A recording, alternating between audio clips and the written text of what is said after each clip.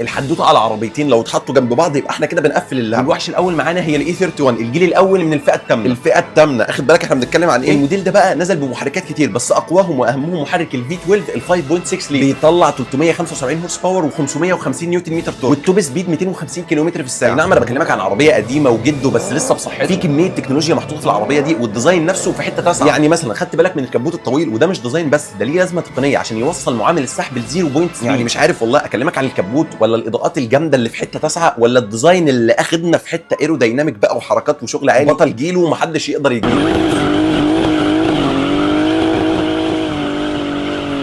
الوحش الثاني معانا بقى هو الاي 24 الجيل الاول بس من الفئه السادسه. وما ادراك ما الفئه السادسه. العربيه دي كانت بتيجي بمحرك 6 سلندر 3500 سي سي وبتطلع 256 هورس باور 329 نيوتن متر تورك. وعايز اقول لك برضو ان المحرك ال6 سلندر ده هو برضو من ضمن المحركات اللي كانت راكبه على الاي 31. انا عن نفسي ما اعرفش لو قدامي العربيتين دول كده جنب بعض اختار منهم ايه. انت بقى قول لي في الكومنتات لو قدامك العربيتين دول تختار منهم. ودي كانت حدوته النهارده بس هي رعب شويه.